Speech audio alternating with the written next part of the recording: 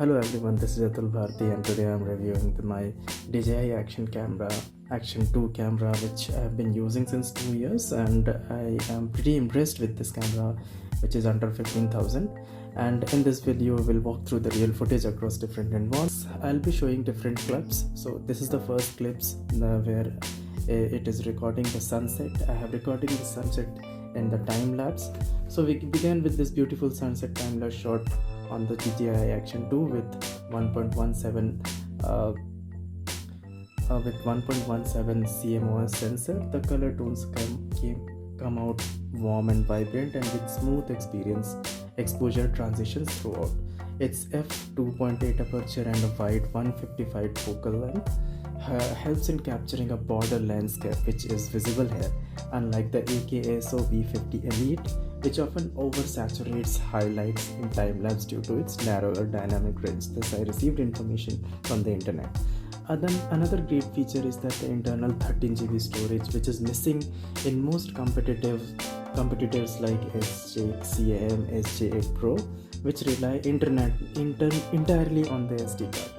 And with the Action 2's modular design, attaching the battery unit is seamless. Just keep in mind, only the main unit is waterproof, not the excluded battery module. So if you're going underwater, do not bring the battery module to the underwater with your swimming kits and all.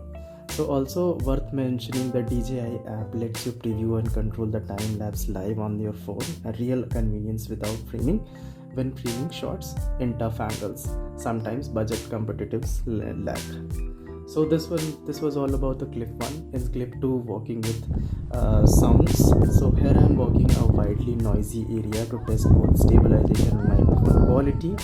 Even without advanced setting, the Action 2's built-in mics do a solid job capturing surroundings with a decent resistance. I must say, with heavy wind sound, which is like audible here, it is kind of not providing a cleared sound, but it is kind of doing a decent job, which compared to other devices such like FitSpark Eagle Eye 12, which distorts the sound in open areas. The DJI Action 2 is clearly ahead. The AKSO V50 Elite supports external mics but does not match the clarity right out of the box. So stabilization is on, but not the Rocksteady here, and still the video is decently smooth. Competitors like SJ8 Pro come close but lack the DJI real-time correction. So in clip 3, this was all about the clip 2. In clip 3, I'm walking normally with the Rocksteady on, and this next clip uses Rocksteady's stabilization, and you can see the difference instantly with even the camera shake. The footage looks cinematic. So there are some vibration or alterations here because I am literally hopping, not actually walking like a normal person. So compared to the FitSpark Eagle 12 has basic EIS but can't stabilize during side-to-side motions as well. So in clip 4, where I am walking plus hopping, and to push the stabilization further, I added few hops. The Rocksteady algorithm handles the vertical bounce without wrapping the frame, and which is kind of crazy because when you switch on the Rocksteady and you are recording in a horizontal manner, and even if you tilt the camera into vertical, it stabilizes the horizontal viewpoint, and it does not transfer into the vertical viewpoint unless you tilt the camera in a vertical position and keeps it for some seconds. So it is kind of Rocksteady. And the next, in clip 5, low lighting Slo-mo recording. So in this low lighting Slo-mo shot, DJI Action larger sensor shines again, while there is some green, the overall clarity is light and retentions are way better than the most cameras in the budget. So I would say that that camera, and I would say that I have personally experienced this, that while the there is low light, and in terms of grain quality in the low light, it is even better than the GoPro, which is kind of the price range for this GoPro is 40,000 rupees, and here we are getting it in 15,000 rupees. So I would say it's pretty impressive.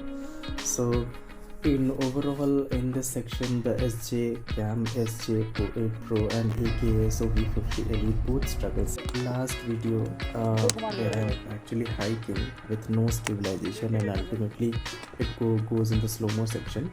So now this is a hiking clip shot in slow-mo but without any stabilization.